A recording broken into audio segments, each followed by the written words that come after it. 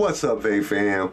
Today we're doing a special episode of the SUBOHM Scoop here and we're not gonna do an interview because this is very, very important that we discuss this and go over this video.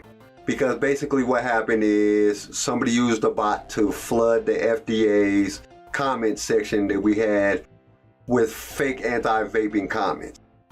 And this video he's gonna talk to us about, they're gonna tell us exactly what happened, and then I'm gonna commentate through it, and then at the end we'll wrap it up. So let's go ahead and watch the video and see exactly what he's saying, exactly what happened. Extraordinary and unprecedented. That's how sources inside FDA describe the fake public comments that spammed the network hosting the public consultation process for the proposed regulation of flavors in tobacco products. Last month, over 250,000 suspicious submissions swamped federal servers in just a little over 2 days, and RegWatch can report nearly all of these suspect submissions appear to be anti-flavors or anti-vaping in nature. It's a disruption campaign of the highest order, one that could bring down the consultation process and take vaping with it. The fight to save flavors is not going well for vaping as it continues to get thumped in the media and at the ballot box, where last month 70% of San Francisco voters backed a proposition to ban flavors in e-cigarettes. The Food and Drug Administration is doing its part to pressure vaping. In late March, FDA Commissioner Scott Gottlieb announced a new federal initiative to regulate flavors and launched a 90-day consultation process seeking public input to help inform regulatory action that could include restrictions or an all-out ban on flavors. The public consultation process is overseen by FDA's Division of Dockets Management, or DDM, which operates with regulations.gov, a U.S. federal government website tasked with providing the public a data input point for comments to be entered into the official record. And it's here where the startling impact of the fake 250,000 submissions can first be found. At the time of this recording, there are a massive 427,000 comments received into the system. Okay, I gotta talk about this right quick.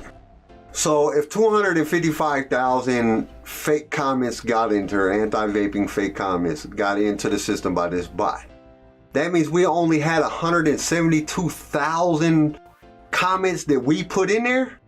Come on, vape community, we gotta do better than that, man. I bet you there's 100,000 vapers in Colorado. And that's just in Colorado. The whole world or the whole United States? Come on now, we can do way better than that. We should have been up close to the million. It's already the 7th, the day I recorded this video. So I'm recording it on Saturday, but, and it's coming out tomorrow. But just to think about it is, wow, that's it. That's all we got. We got to do better than that, man. We got to do way better than that. We have to. If we don't do better than that, we're not going to be able to save anything. 172,000? That ain't shit, man. There's way too many people out there vaping to only get 172,000 comments in so far. And I know we all suffer from it. We wait till the last minute to do stuff, but we can't be doing that, man. Because now you don't even have an opportunity to do it. You know what I'm saying? Basically, this bot just closed down the comment thing, so we're not even going to get a comment no more. So if you didn't already comment, it's over. And that's even if they use the comments. We'll have to see what they say, but man, we gotta do better than that. Come on, vape community, we're better than that. Let's go ahead and finish watching. And our sources at DDM tell RegWatch 60%, if not more, could be spam submissions which have been identified as anti-vaping. So what happened?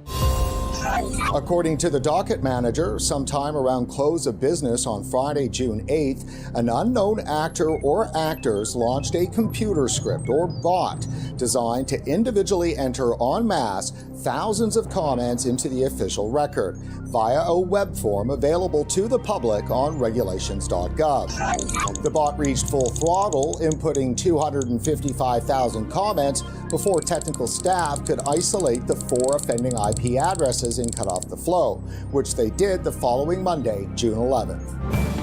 DDM staff tells RegWatch the spammed comments are currently under investigation by FDA's Center for Tobacco Products, and a decision on whether to accept or reject the submissions is pending. CTP investigators are reviewing the following facts: None of the 250,000 submissions include a first or last name, which is highly suspicious as most legitimate bulk comment campaigns strive to individualize each submission. Also, there are only 4 variants to the language, meaning tens of thousands of submissions are exact duplicates of each other. RegWatch has obtained the text for 3 versions of the duplicate submissions, and each use similar anti-vaping language drawn from what appears to be the same well. This April 18th letter to the Food and Drug Administration by Campaign for Tobacco-Free Kids on behalf of the nation's top public health groups. Okay, so they just showed that the tobacco-free kids use the same form when they sent it to the FDA. So if there's a bunch of anti-vaping comments on here that are all the same and they all have this same form in them, I'm thinking it's the anti, the vape, the tobacco-free kids that did it. I don't know. That's just my personal opinion. I don't know. What do you guys think? Leave a comment in the comment section below and let me know your guys' thoughts on that. Do you guys think tobacco-free kids did this, or do you think it was somebody else? Another abnormality is that the only identifying markers on the 4 variants of the suspicious submissions were 3 initials placed in the organization field, and while cryptic, they appear to implicate tobacco-free kids in spamming the regulator. The spamming event only lasted 1 weekend, but the damage was done. It nearly brought down government servers, and to this day, regulations.gov is completely bogged down, taking over 20 minutes for DDM staff to open a single record from the 255,000 spam comments. Most seriously, this could derail the entire public consultation process, as FDA is required to review each and every submission before officially publishing comments. In the weeks prior to the spamming event, FDA was approving and publishing between 1,500 to 3,500 comments per week. Then, beginning the first week after the attack, FDA published only 116 comments, then 720 comments, and for the week ending June 30th, 0 comments were published. Effectively, the public consultation process has ground to a halt. So basically, you can't even post anymore. You can't post a comment even if you wanted to. So if you waited too late, now you don't even got your opportunity, because they basically crashed the server. The bot basically crashed the server. It put in too much information too fast, and the server wasn't able to keep up with that type of comment, which kind of blows my mind a little bit, because we're talking about the U.S. government.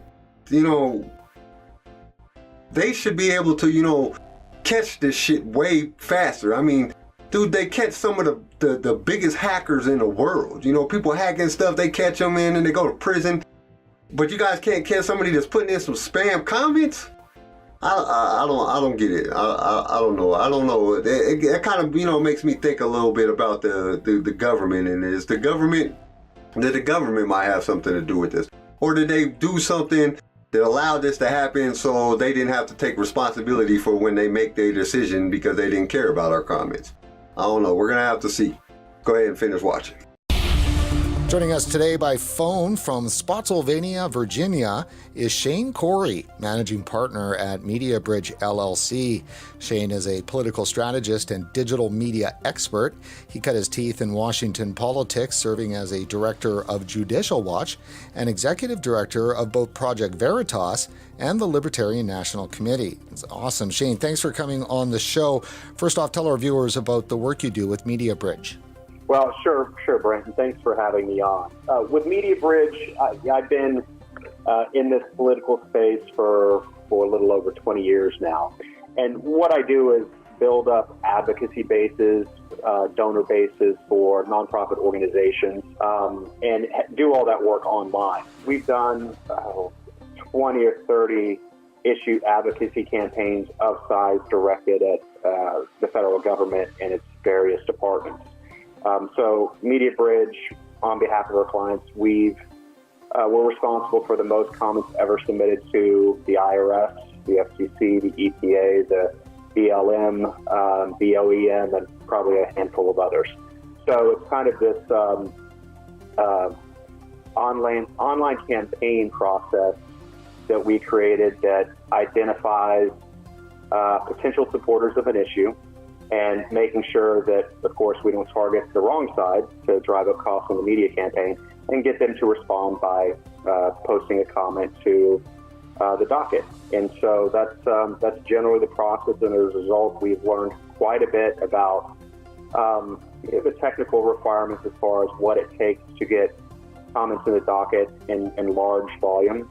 But we've also learned quite a bit as far as the best way to do it to make the greatest impact. In the end, it's not about the quantity of the comments, it's about the quality of the comments, and being able to drive public policy in the direction that your client wants. So Shane, before I ask you for your opinion about the disruption campaign that we've been talking about, I believe you were spearheading an effort several weeks back to get the vaping industry on board to fund a campaign to fight back against it. What's the status of that? At this point, our proposal is pretty much off the table because they're out of time. To be able to pull off. Okay. We had a chance to use this company that, got 1 million or something comments to the IRS and to, did the biggest campaigns ever. And we didn't use it. This is the first time I ever even heard about this. So why didn't we use them? Why didn't somebody, tell us about that so we could all pitch in the money to get them to do it for us? I mean, I don't know how much it costs, but I would have pitched in some money to do this. I mean, that just makes sense. This corporation is well known for doing and getting these campaigns going, and we didn't use them, and they came to us and we didn't use them. I kind of am in a loss for words, because I'm wondering who they talked to. Did they talk to, whoever they talked to? Why didn't, that company, get a hold of some of these vape shops and these mod makers and juice makers and say, hey man, we need this amount of money and we can get this company, and these dudes know what the hell they're doing. And now we're out of time. I just don't understand that. That's just something that, you guys put in your thoughts on that in the comment section. Let me know what you guys think about it. A reasonable response or a reasonable campaign that, something that you'd have to pay for as far as educating the public and get them to comment. There's quite a bit involved in that. So if we were to go out and collect 1 million signatures at this point, or comments for an organization, there's no way we would be able to submit those by the deadline, which is in this case July 19th. Okay, so Shane, over the past 2 weeks, both you and I separately have spent a considerable amount of time on the phone with the folks in FDA's Division of Dockets Management. They say this disruption campaign is something they've never seen before. What do you think? Well, I've never seen any campaign being done without at least a first and last name submitted. So what I found out, which you found out on your own as well, was about 250,000 of these letters came in without a first or last name. They had initials or an acronym in the organization field. I have regulations.gov and the flavor docket up on my screen right now. So there are 426,000 comments have been submitted. We can see 16,000 of those. 200 now, the FDA said 254,000 of those are a single form letter coming from those initials that you previously mentioned with no names on it. So that means there's another 200,000 or so that have been submitted since then, and not even the FDA knows what's in those 200,000. Their system is so bogged down, it took them 20 minutes to pull up the single letter that I had requested. So we're going to have to wait until probably the comment period is closed, and maybe even weeks after that, to figure out what this campaign is all about, who the players are, who spent money, who didn't spend money, and, how activists had an impact in this. Shane, you're so right. Regulations.gov is totally bogged down. When RegWatch first reached out on this issue, DDM staff couldn't even open a single letter during an hour-long phone call. So, it was crazy. But, when we finally got a chance to look at them, I was kind of blown away about the similarity. What did you think when you first saw one of the letters? Whenever I'm able to see a letter, you have to figure out, all right, who's funding this? So I Googled companies like Juul are putting kids at risk of nicotine addiction and threaten to undermine. So those were the quotes I put in.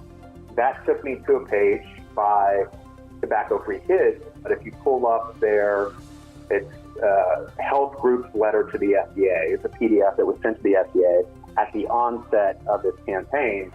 That exact same language is in the letter that's being submitted to the FDA. Okay.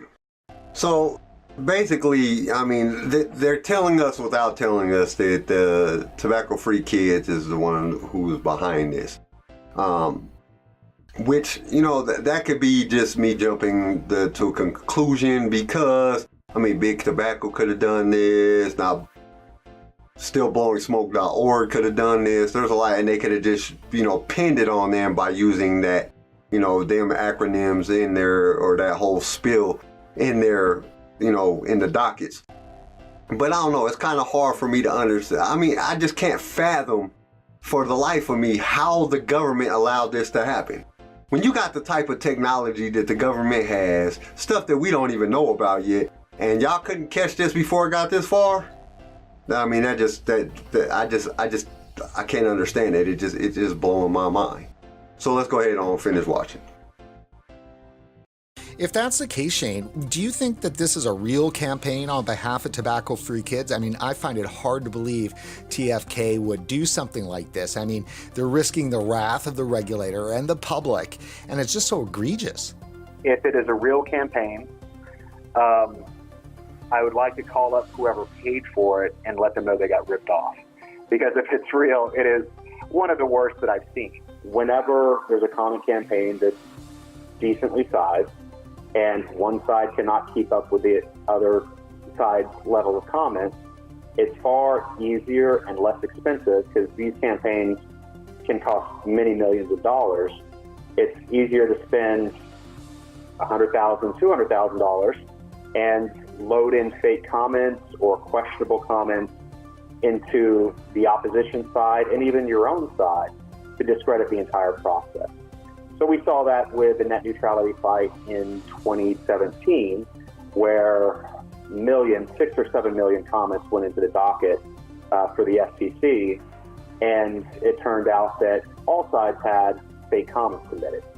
And that was designed to get the FCC to say, well, you know what, this entire comment process is a wash. We don't know what's real and what's not, so we're going to throw the whole thing out and decide based upon other factors. And that's pretty much what they did. So basically what he just said is they did this basically to discredit our comments. And so the FDA can now, you know, make a decision based on the information that they have received. You know, and our comments and our hard work and our dedication to vaping is, you know, basically gone, because we all went in and commented. Everybody that did comment, it's gone now. So the FDA is going to make a decision based upon the information that they have received and all the information that they have gathered outside of the docket. So that's kind of scary, because the FDA has really, you know, not showed us that they're on our side. You know, they've done some things in good faith, but at the same time, I don't think the government's on vaping side by any means that we can really justify. So we'll have to see how this turns out. Wow, so based on the net neutrality, what happened there in that fight, the motive here may be to discredit the entire process, which would allow the FDA to just, you know, deem the entire process spoiled, and then they could actually toss out all the legitimate comments from Vapers. I mean, could that really happen? This is simply an effort to disrupt the campaign. If you add in a sense of a lack of credibility in the entire process, then they throw out everything. At the very least, if the FDA is not on the side or is not completely unbiased in this fight, which let's assume they're not, you know, given they've introduced this, it gives them cover to go in and say, well, it's a draw. You know, Vapers wrote in and wrote some compelling letters, and then, you know, 250,000 other folks, unnamed, wrote in as well. So, you know, it's weird in that, and it's unfortunate that a campaign that may not be legitimate whatsoever can influence public policy. Okay, so basically they could go in and say that this it's basically a draw. We're not going to submit any one of the comments on either side, and we're just going to make a decision based on the information that we have and what we know. And that could go very bad for vaping.